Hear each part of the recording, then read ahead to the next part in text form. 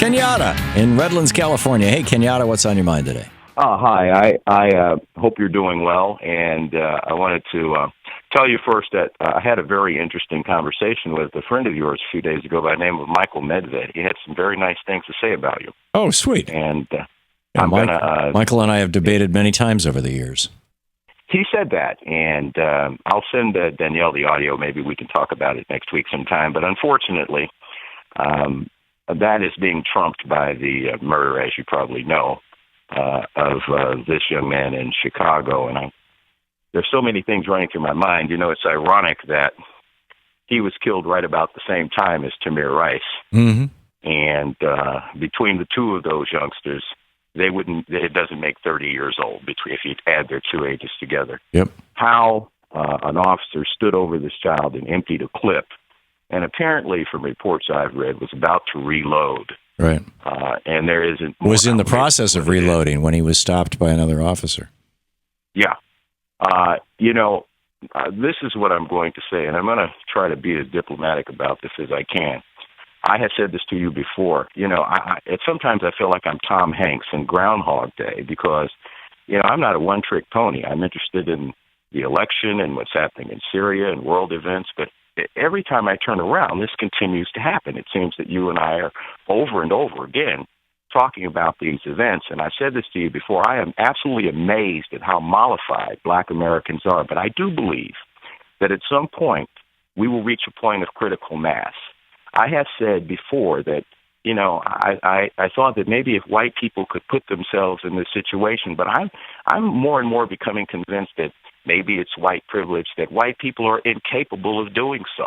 Maybe the white privilege that doesn't allow them to put themselves in this situation. And eventually, unless white people start speaking out, and their silence is complicity as far as I'm concerned, obviously I'm not including you, at some point this has to end.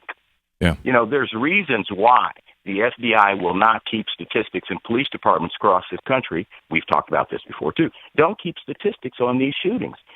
This could be, if we had federal marshals, just like we put them on airplanes now after 9/11, let's put a federal marshal in every police department in this country. Wow. To monitor these things. Brilliant idea.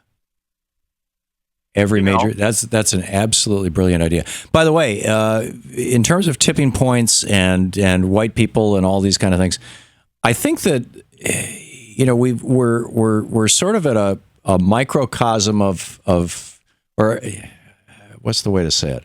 It's kind of a deja vu for me. You'll recall that the unrest, shall we say, euphemistically, of the 60s.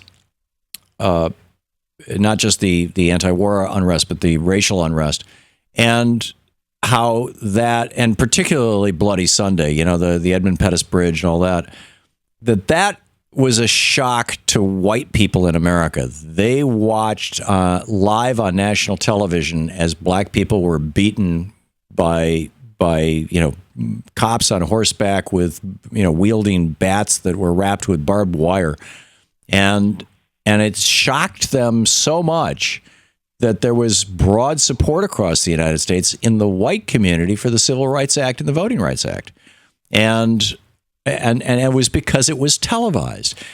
Things being televised were really rare back in the 60s and relatively rare in the 70s and even in the 80s. I mean, the Rodney King video was the exception rather than the rule. Somebody happened to be, back then the video cameras were, the size of a howitzer, And right. Now we're seeing this on a real regular basis, and I think that it may well be that we are at or close to, or maybe even beyond. Sometimes you don't see tipping points. In fact, almost always you don't see tipping points until you see them in the rearview mirror. You know what I mean? You after the fact, you look back and say, okay, that was the tipping point.